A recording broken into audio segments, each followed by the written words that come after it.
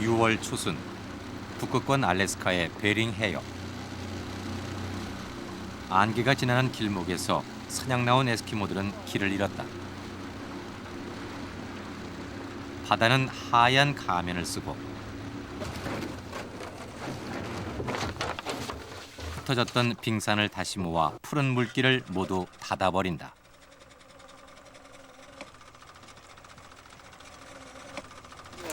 There's nothing to be afraid of. We got somebody to watch over us all the time. 안개와 빙산이 두려운 까닭은 그것이 수평선을 가리기 때문이다. 하지만 에스키모들은 안개와 빙산을 잠시 동안 무대에 내려진 막이라고 생각한다.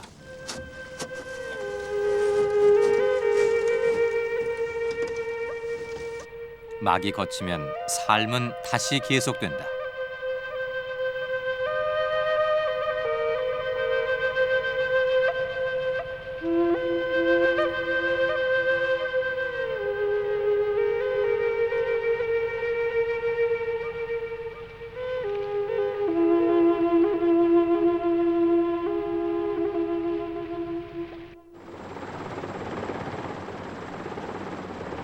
아시아와 아메리카 대륙이 마주보는 곳 베링해. 거기 작은 쌍둥이 섬이 있다. 날씨가 맑으면 시베리아의 동쪽 끝 추코트카 반도가 한눈에 들어온다.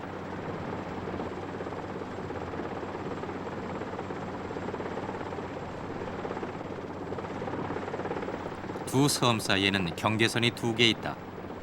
하나는 미국과 러시아의 국경선이고 또 하나는 날짜 변경선이다. 이 선을 기준으로 한쪽에선 하루를 먼저 맞고 다른 편은 하루를 늦게 산다.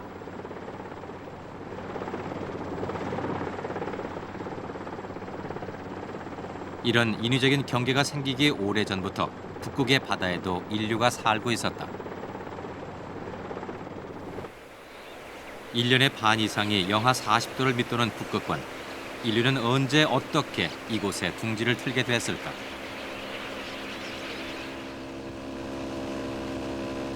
에스키모 롤랑 일가는 해마 사냥을 나선다. 안개 잦은 베링해의 사냥길엔 위치 확인이 중요하다. 그래서 위성 위치 판독기를 꼭 가져간다.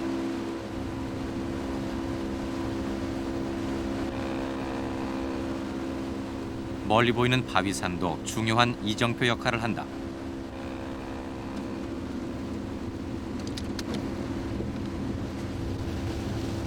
베링해의 에스키모들은 미소 냉전 체제 이전에는 시베리아와 알래스카를 자유롭게 넘나들며 사냥을 했다고 한다. 그때만 해도 그들은 먼 옛날 시베리아에서 북상한 조상들처럼 경계선 없이 살았다.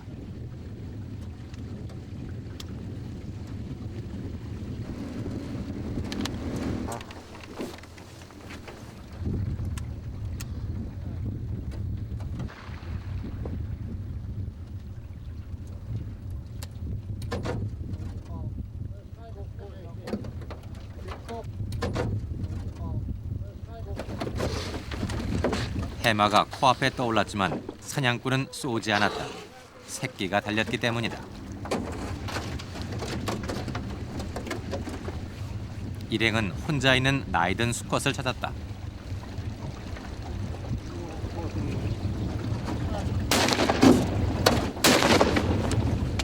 예전에는 착살이 날아갔던 거리를 지금은 총알이 대신하면서 사냥은 훨씬 간편해졌다. 하지만 짐승을 해체하는 일은 하나도 변하지 않았다.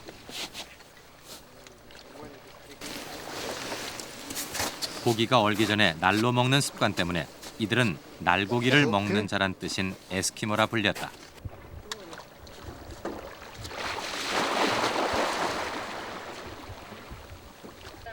Long time ago, maybe over 1,000 years. Like, come to think about Iceland Bridge, Eskimos walk from Asia this way. And they find sea animal for food. 이들은 멸시의 뜻이 담긴 에스키모란 말 대신 스스로는 이누잇이라 부른다. 이누잇은 진짜 인간이란 뜻이다. 또 이들은 동양인을 잉우알렉이라 부른다. 사람같이 생긴 사람이란 뜻이다.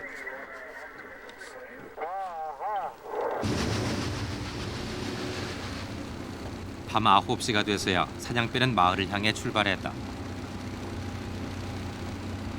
6월의 북극권은 백야 때문에 밤에도 훤했다.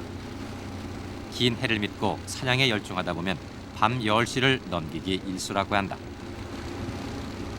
자정을 넘어설 무렵 사냥배에 일순간 긴장감이 돌았다. 안개가 끼기 시작한 것이다. 베링해의 찬 공기는 남쪽에서 올라온 난리와 만나 자주 안개를 만들어낸다. 아무리 노련한 사냥꾼이라도 안개를 꿰뚫어 볼 수는 없다.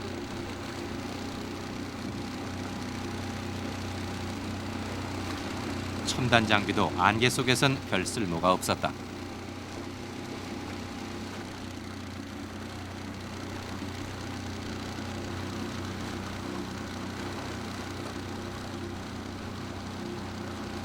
설상가상으로 조류의 방향이 바뀌며 흩어졌던 유빙까지 몰려들기 시작했다.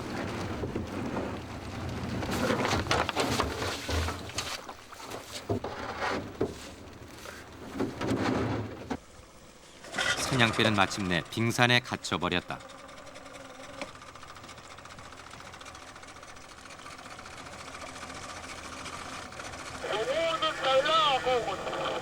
자연은 인간에게 어느 정도의 틈을 허용하는 것일까?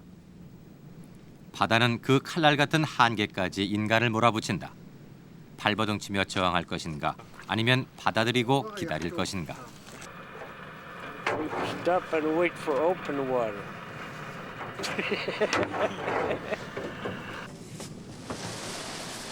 그대로 인정하고 받아들이는 만큼 마음에는 여유의 틈이 생긴다. See that mountain up there? Mountain. Just down a little bit. You can see the mountain there?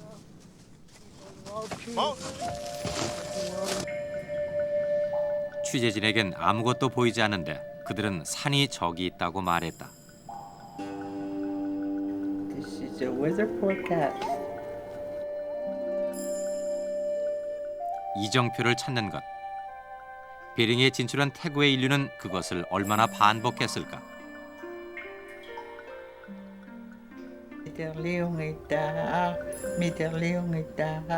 Have a faith. It's going to be good weather tomorrow. You can see the mountains.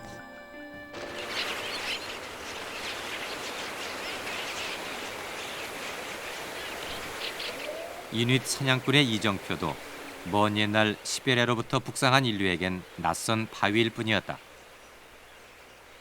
아무도 그들에게 이 땅이 어디까지 펼쳐져 있다고 말해주지 않았다.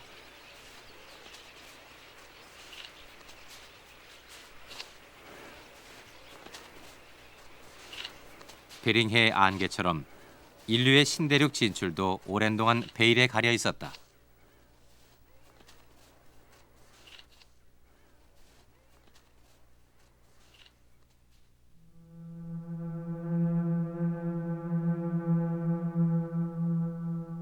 콜럼버스의 아메리카 대륙 도착 이후 유럽인들이 그린 세계 지도는 나날이 정확해졌다. 17세기 중엽 네덜란드에서 제작된 세계 지도는 몇 군데를 빼고는 현재의 지도와 큰 차이가 없다. 하지만 아메리카와 아시아를 잇는 북극권 지역은 여전히 베일에 쌓여 있었다.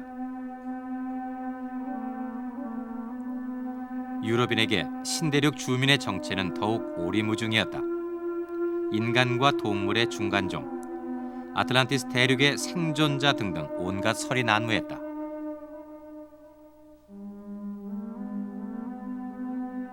그러다가 16세기 초 교황 율리우스 2세가 이들 역시 아담과 이브의 후손이라고 선언하면서 신대륙의 원주민은 인간으로 인정받는다. 한 러시아 화가는 이들의 피부색과 머리, 눈매가 동북아시아인과 비슷하다고 여겨 이들을 몽골리안이라 불렀다.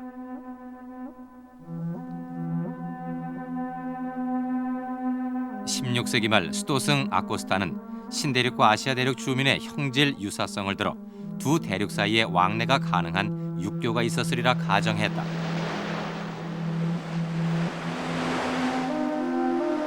18세기 초 덴마크의 탐험가 비트스베링이 아메리카와 시베리아의 해안가를 따라 항해하면서 양 대륙을 갈라놓는 베링해를 발견한다. 상상 속의 육교는 존재하지 않았다. 베링해 항해로 유럽인들은 생각 속의 다리를 잃은 대신에 현실의 지리 정보를 얻었다.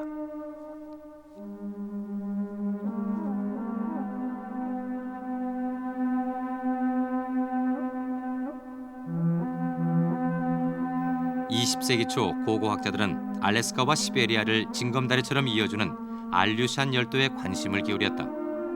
이 섬들이 갈라진 두 대륙을 연결할 수 있는 고리라고 생각한 것이다.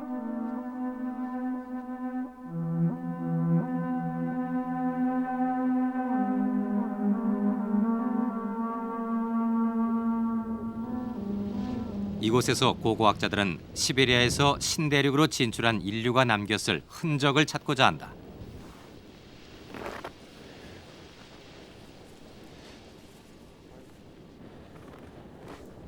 (1942), not thousands of years old.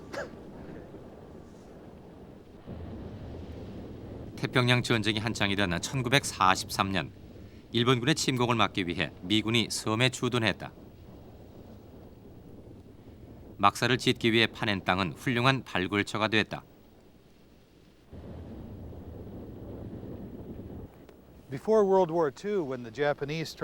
일본인들이 2차 대전 때 북미로 진출하기 위한 징검다리로 알루션을 이용하기 훨씬 이전부터 인류는 이곳에 진출을 했습니다. 가장 오래된 고고학 유물은 9,000년이나 됩니다. 이것은 돌날이 만들어지는 석획입니다. 석획의 넓은 윗부분을 때리면 아름다운 평행형의 돌날이 떨어져 나옵니다. 이것이 세형 돌날입니다. 이 기술로 인류는 최초로 똑같은 모양의 석기를 반복해서 대량 생산을 하게 된 것입니다. 그래서 이것은 대단히 중요한 기술적 혁명이고 대단히 지혜로운 기술입니다.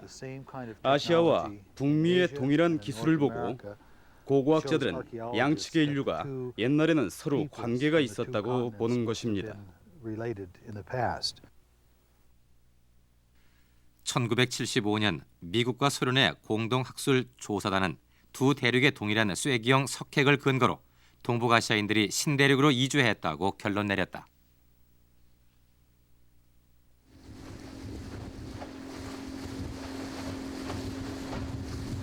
그러나 그것으로 모든 것이 해결된 것은 아니었다. 누가 언제 어떻게 진출했는가 하는 구체적인 의문이 꼬리를 이었다.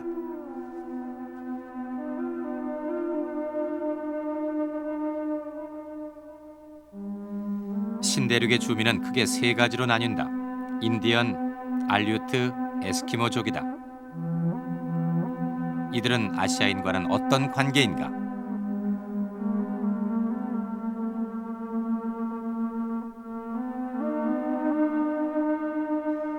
미국의 프린스턴 대학에서 출판한 인류 역사 지리서를 참고해보면 유라시아인은 유럽계와 아시아계로 나뉜다. 아시아계는 남북미 인디언과 동북아시아인으로 갈라진다.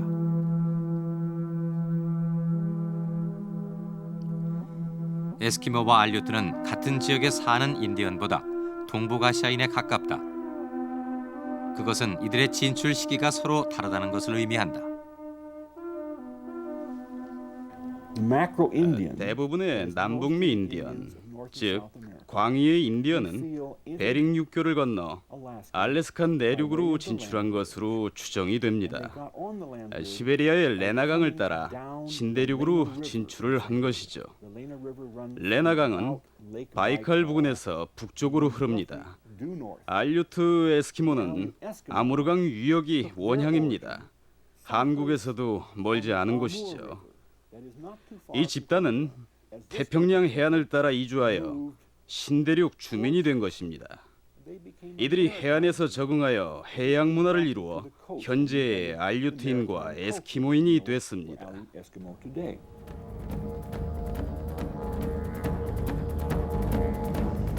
학자들은 시차를 두고 적어도 2번의 신대륙 이주가 이루어졌다고 본다. 첫 번째로 13,000년 전 현재 아메리카 인디언의 조상뻘인 고 인디언이 진출했다. 그 후 에스키모의 조상이 미 대륙의 북쪽 해안가를 따라 그린랜드까지 이주한다. 동시에 알류샨 열도로 이주한 사람들은 현재 알류트족의 조상이 됐다.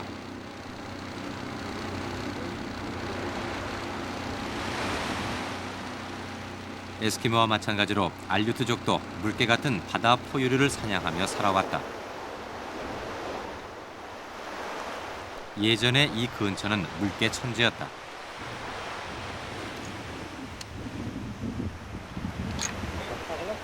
알류트 사냥꾼 빈센트는 혹시나 해서 총알을 장전하지만 아무리 찾아도 물개의 흔적은 보이지 않는다.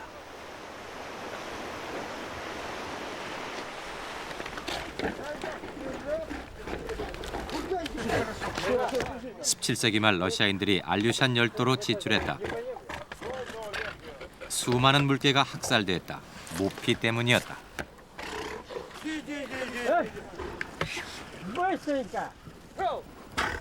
상업적인 수렵인들은 털이 거친 수컷은 살려주고 주로 암컷을 죽였다.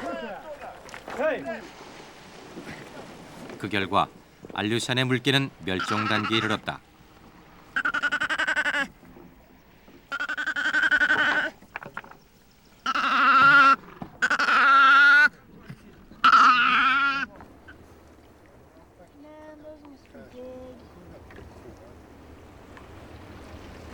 물개가 줄어들자 알류트족의 인구도 급속히 감소했다. 살아남은 사람들은 새로운 생존 방식을 찾아야 했다.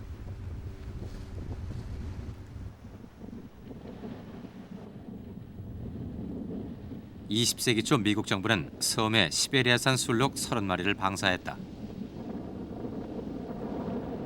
알류트족은 이제 배를 타고 물개를 찾아 나서는 대신 술록을 쫓아 산을 올라야 한다. 쫓는 사냥꾼이나 쫓기는 사냥감이나 전혀 예상치 못했던 먹이 사슬의 고리에 묶여버린 것이다.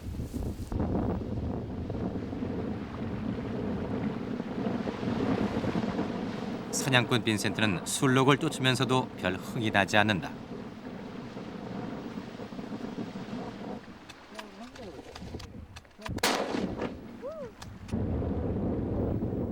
죽은 짐승은 물론이고 산 사람도 누구를 원망해야 할지 모른다.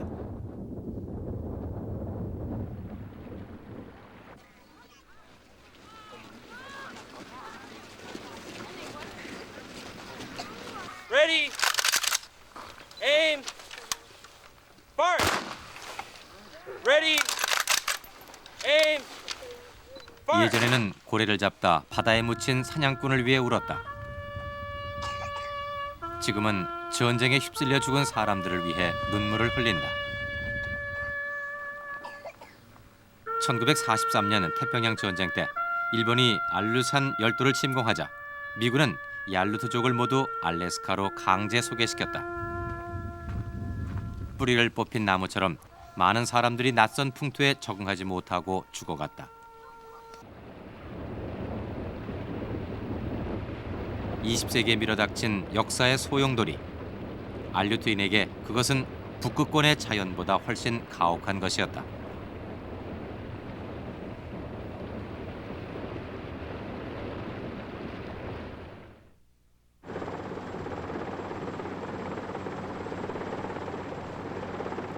처음 인류가 신대륙으로 진출했을 때는 빙하기였다.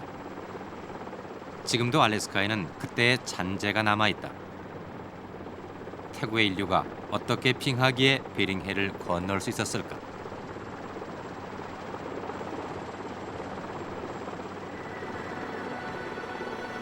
의문의 실마리는 빙하와 바다의 물리적 관계로 풀 수 있다. 빙하는 자체 무게로 땅과 접한 면이 녹는다. 그 결과 빙하는 미끄러워진 지표를 따라 넓게 퍼지게 된다. 얼음 표면이 햇볕을 반사시키므로 빙하 지역의 기온은 낮아진다. 지표가 태양열을 흡수하지 못하기 때문이다. 따라서 빙하의 수분은 거의 증발하지 않는다. 바닷물이 증발해 눈으로 내릴수록 빙하는 점점 더 높아진다. 그러나 육지에서 바다로 물이 흘러들지 않으므로 바닷물의 양은 줄어든다. 즉 해수면이 점점 낮아지는 것이다. 바다에선 항상 수분이 증발하여 빙하가 만들어집니다. 그 결과 바다 밑 40m 아래에 있던 연육교가 드러나 알래스카의 수워드 반도와 시베리아의 끝부분인 축치 반도가 연결됩니다.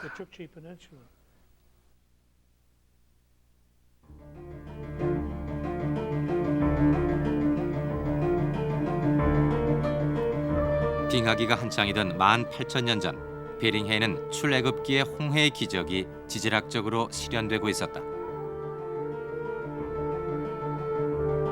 현재 베링해 수심이 40m인데 비해 당시 해수면은 지금보다 120m나 낮았다. 그 결과 남북으로 1700km에 달하는 거대한 베링 육교가 모습을 드러냈다. 베링 육교는 수많은 호수와 강줄기가 뒤얽힌 소택지였을 것이다.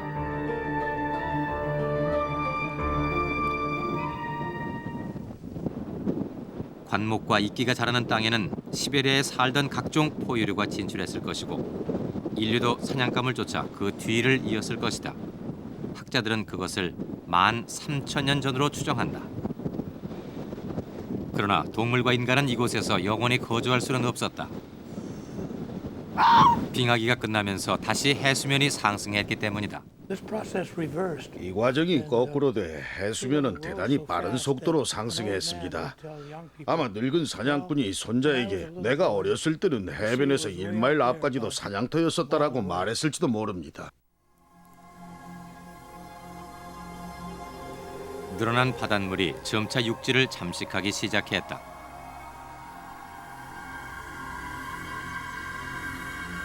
이 과정이 수천 년 동안 계속되면서 마침내 육교는 사라지고 거기 살던 동물과 인간은 신대륙으로 진출했을 것이다. 어떤 학자는 이때 바다의 진출 속도가 100년에 1m였으리라 추정한다.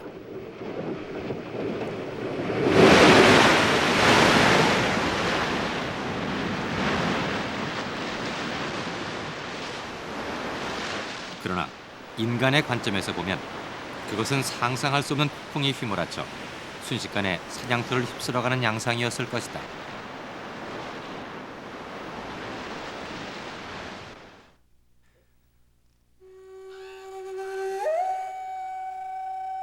알래스카의 민담은 이렇게 전한다. 옛날 옛적 큰 홍수가 났다. 까마귀가 모든 생물의 쌍을 뗏목에 태웠다. 홍수가 물러간 뒤 동물과 인간이 다시 땅에 퍼졌다.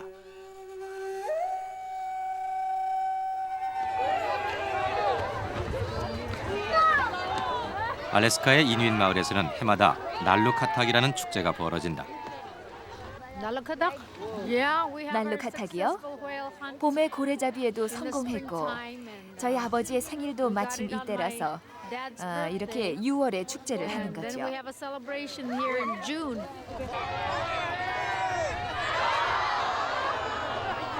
북극권 삶의 중심에는 고래가 있다.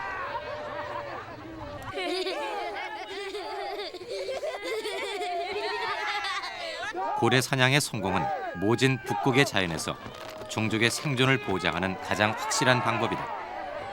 따라서 몇 번이고 축하할 만한 일이다.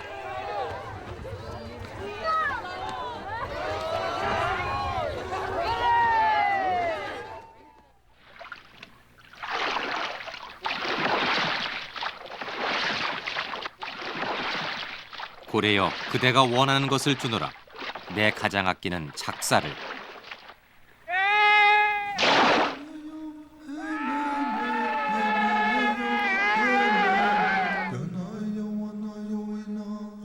극지의 인류는 고래잡이 중심의 북극권 문명을 태동시켰다.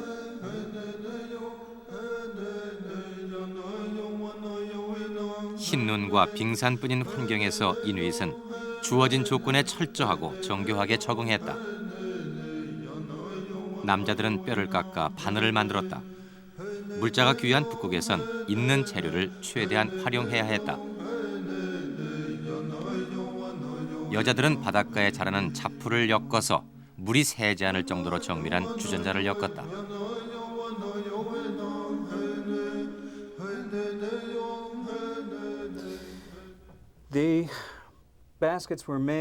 이 바구니는 풀로 만들었습니다. 손톱으로 조심스럽게 자른 뒤 정교하게 엮어서 만든 것입니다. 놀랍게도 이 바구니는 물이 새질 않습니다. 이제 이 바구니를 만들 줄 아는 에스키모 여자는 거의 없습니다. 몇몇 사람이 복원을 하려고 시도를 해봤지만 옛날 여자들의 솜씨에는 미치지 못했습니다.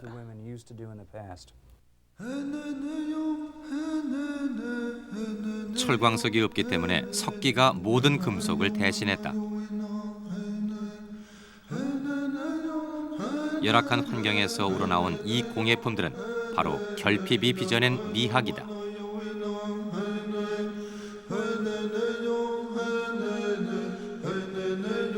20세기 초까지 이누이트는 돌칼로 머리를 깎았다. 주어진 자연 조건에 철저히 적응한 문명만이 보여줄 수 있는 신기한 광경이다.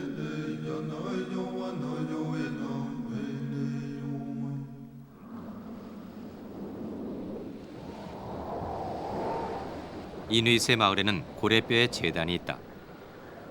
고래는 이누이트이 북극에서 얻을 수 있는 가장 큰 존재였다. 그 뒤에 버티고 있는 북극의 자연은 너무나 모질고 힘겨운 상대였다. 그래서 이누이트는 다른 문명과는 달리 자연의 도전에 응전하지 않고 철저히 순응했다. 그래서 토인비는 이를 두고 자연에 극도로 적응해 화석화된 문명이라고 했다.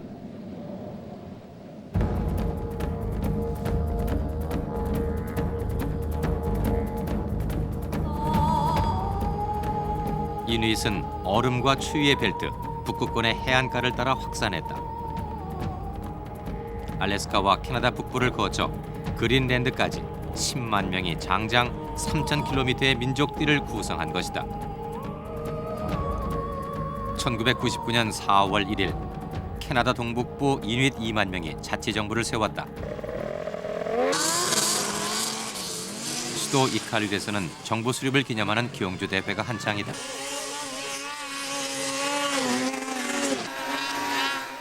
알래스카와 마찬가지로 이곳에도 개썰매 대신 스노우머신의 열풍이 온 마을을 휩쓸고 있다.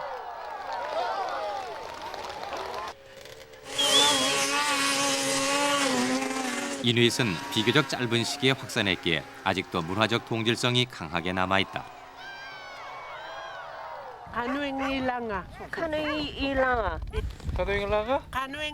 알래스카와 그린랜드의 이누이트이 만나도 의사소통이 가능하고 알래스카의 농담이 얼마 안 있으면 캐나다에서도 유행한다. 다짜고짜 이름을 묻는 것이 이들의 인사법이다.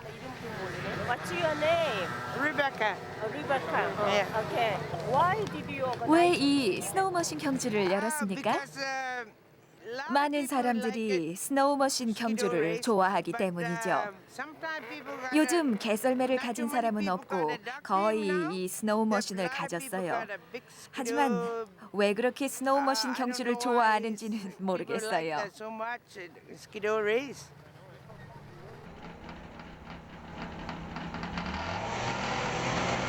한 가지에 열중하면 무섭게 파고든다. 스노우머신 경주는 저녁을 걸으며 계속됐다.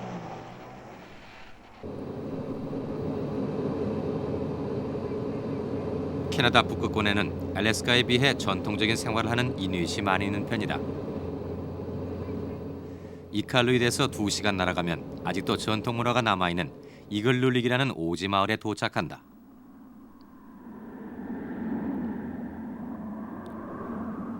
이누이트 700여 명이 살고 있는 이곳은 한여름 2달을 제외하고는 내내 얼음바다에 둘러싸여 있다. 마을 주변에서 4,000년 전의 유적이 발견되기도 했다.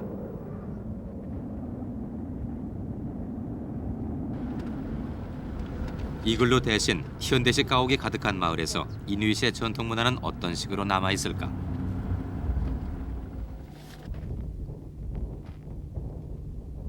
키믹, 썰매 끄는 이누잇의 토종개다. 아직도 야성이 있어 다루기는 힘들지만 영리하고 지구력이 뛰어나다.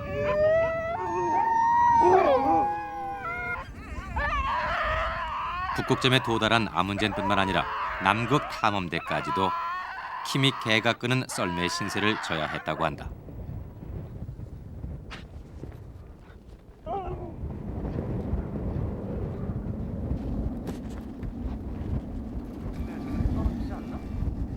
썰매가 부드럽게 달리려면 썰매날에 쿠션용으로 툰드라에 이끼를 붙여야 한다. 이누잇 남자들은 영하 20도의 날씨에도 손에 찬물을 묻히며 일을 한다. Oh boy, it's cold. It's always cold. I don't like the cold. I never liked the cold. I wish I was in California doing this, you know? 취재팀은 이와 비슷한 경우를 몽골 북부에서도 목격한 적이 있었다. 한 청년이 초겨울 얼음이 언 냇가에서 맨손으로 송어를 잡고 있었다.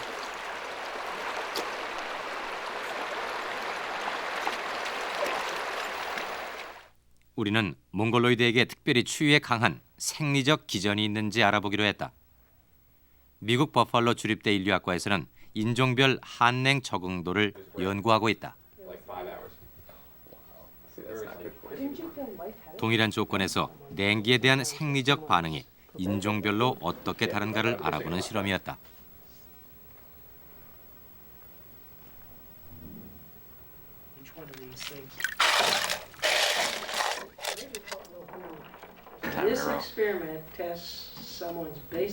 이 실험은 낮은 온도에 대한 내성을 측정하기 위한 것입니다.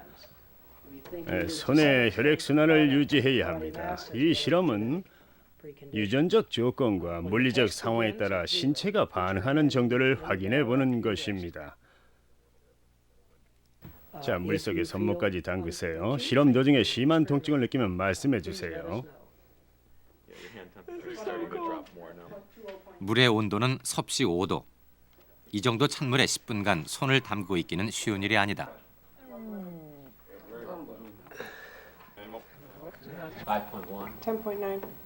손끝에 부착된 센서는 각 실험 대상자의 생리학적 반응을 감지해 전달해준다. 그 반응에 인종별 차이가 존재하는 것일까?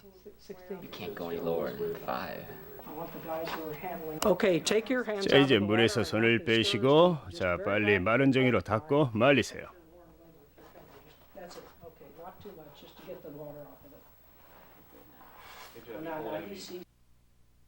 센서의 데이터를 그래프로 만들면 재미있는 결과가 나타난다. 찬물에 담근 손을 통한 세 사람의 생리적 반응이 인종별로 각각 다르게 나타난 것이다.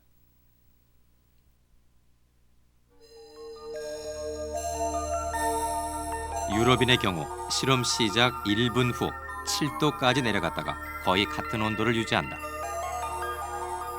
아프리카인은 보다 낮은 6도까지 내려가서 같은 온도를 유지한다. 반면 동북아시아인의 경우 10도 정도까지만 내려가다가 더 이상 떨어지지 않고 규칙적인 파동을 그린다. 이를 루이스 파동이라고 하는데 유럽인에게는 아주 드물고 아프리카인에게는 거의 나타나지 않는다.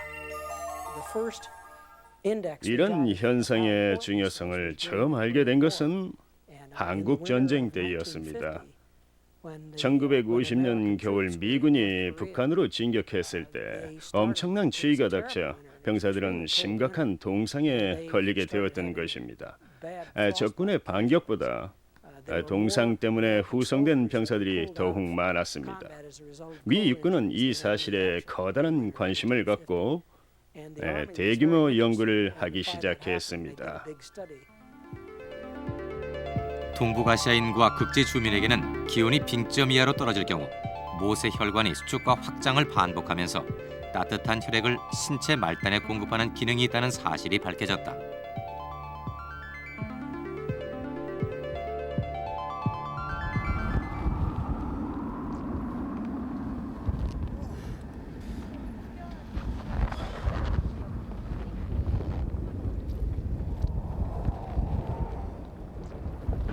What do you think?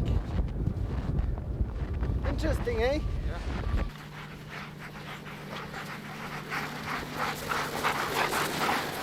사냥같이 먼 길을 갈 때에는 지금도 개썰매가 필수다.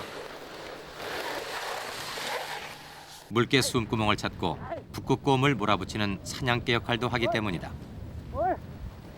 하지만 개썰매가 마냥 편한 것만은 아니다. 길을 잘못 들기도 하고 줄도 자주 엉킨다.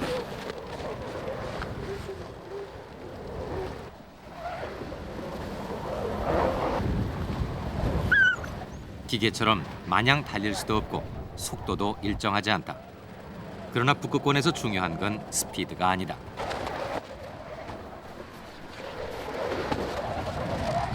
개들이 언제나 뜻대로 움직이지 않지만 무슨 일이 일어날지 모르는 북극권에서 개들은 반드시 주인을 집으로 데려다준다.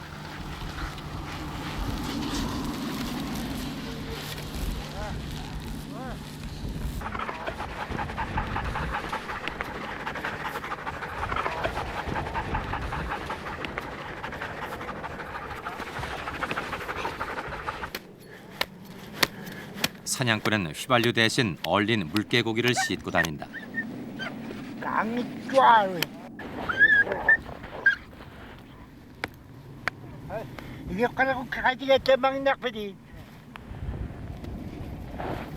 물개고기는 이누잇 개의 먹이이면서 동시에 사냥꾼 자신의 음식이기도 하다. 같은 음식을 먹으면서 이누잇과 개의 공존 관계는 더욱 끈끈해진다. 평균 기온 영하 27도. 이누잇 남자들은 추위를 견디기 위해서 하루 평균 5,000칼로리 이상을 소비해야 한다.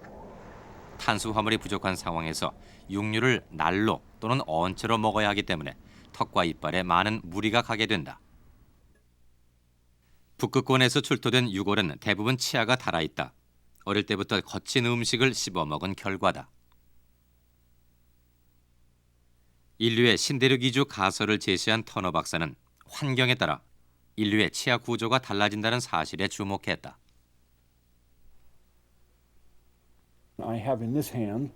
제가 왼손에 들고 있는 치아 표본은 알래스카 원주민의 것이고 오른손에 들고 있는 치아 표본은 이번 학기에 이 대학에 입학할 유럽 학생의 것입니다.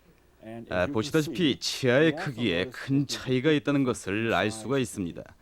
아시아인의 치아는 유럽인의 그것보다 큽니다. 치아는 인체의 다른 어떤 부분보다 단단하고 보존이 잘 되는 가장 확실한 고고학적 기록이다. 유럽인과 동북아시아인의 치아 크기를 계측해보면 유럽인은 4.9, 동북아시아인은 5.3으로 동북아시아인이 약 10% 정도 크다. 그 이유는 몽골로이드의 앞니 뒷면에 산 모양으로 움푹 패인 쇼벨이라는 구조가 있기 때문이다. 쇼벨은 이의 가장자리에 상아질이 두텁게 보강되면서 생긴 것이다. 그 결과 앞니 자체도 커진다.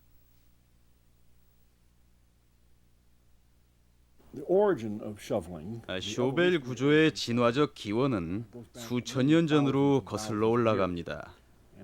이 특징이 유지된 것은 생존에 유리했기 때문이죠. 쇼벨이 치아를 강하게 만든 것이죠.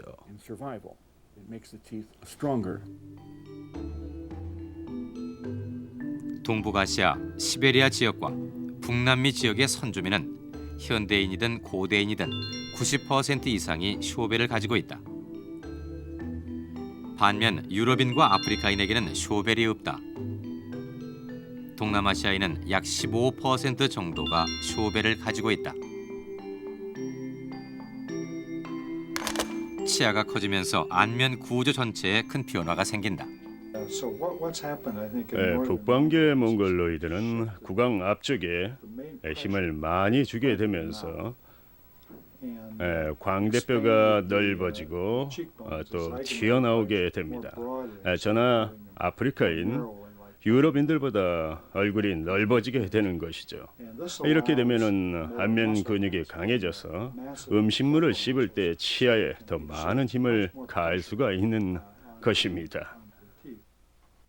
앞니가 커지면 입 전체가 앞으로 나오고 턱도 커진다. 큰 턱을 지탱하기 위해서는 더 많은 턱 근육이 필요해지는데 광대뼈가 벌어짐으로써 근육이 들어갈 공간이 넓어진다. 그 결과 동북아시아인의 특징인 넓은 얼굴 모양이 형성된다. 북극권의 찬바람은 얼굴에 또 다른 변화를 가져온다. 이번에는 코를 보기로 하죠. 적도로 내려갈수록 사람들의 코는 점점 커집니다. 그것은 뜨거운 공기가 넓은 코 속에서 식을 수 있도록 하기 위해서 신체가 변화한 것입니다. 뜨거운 공기가 바로 폐로 들어가면 안 되니까요. 한편 내륙 아시아의 북부에서는 사정이 다릅니다. 영하 50도까지 내려가는 경우도 있으니까요. 그래서 체온을 빼앗기지 않으려고 코가 낮아진 것입니다. 코뼈가 낮아지면 자연히 공기의 출입구인 비후가 좁아져서 찬 공기가 곧바로 폐로 들어가는 것을 막을 수 있다. 또 북방계 몽골로이드는 비강이 깊다. 그래서 찬 공기를 데울 수 있는 시간이 길어진다.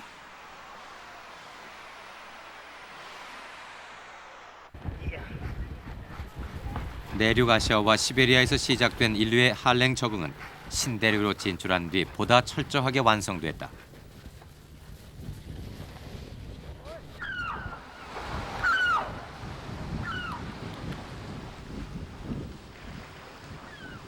사냥감이 살지 않는다면 바다는 차가운 물웅덩이에 지나지 않을 것이다.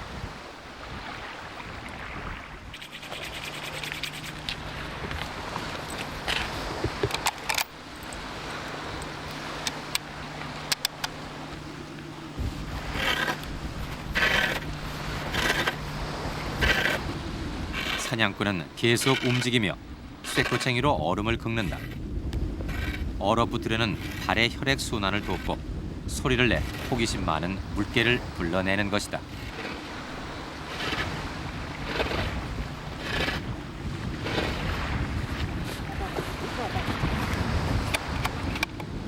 소리가 물개를 불러냈고 또 다른 소리가 물개의 영혼을 하늘로 보낸다.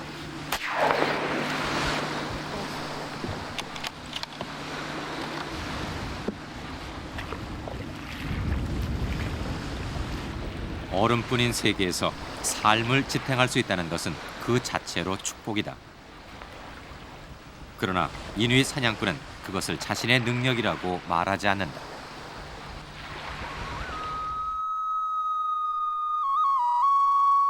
옛날 한 사냥꾼이 물개 사냥에 나섰다.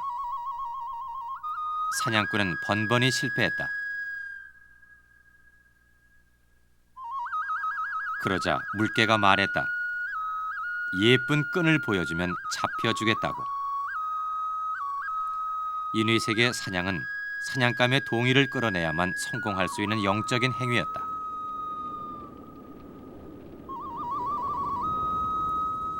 단지 얻은 것이 영혼의 동의 없이 살육한 고기 덩어리뿐이라면 북극은 얼마나 삭막할 것인가.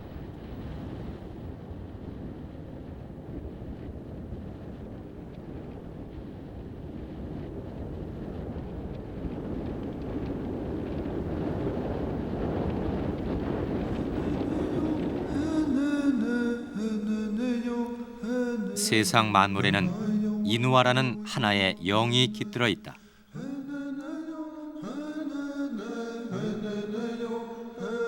이누아는 때로 동물의 육신을 쓰기도 하고 인간의 몸을 빌리기도 한다. 인간과 동물은 겉모습만 다를 뿐 같은 영을 지니고 있다.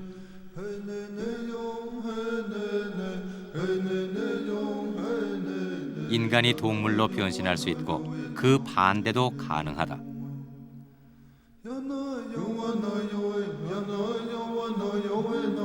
이누아의 주재 아래 만물은 돌고 돈다.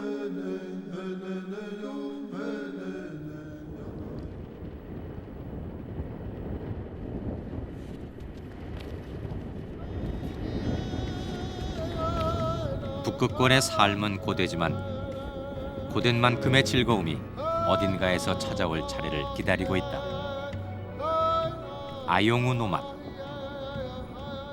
이누잇 말로 사는 게 다 그런 거야라는 뜻이다.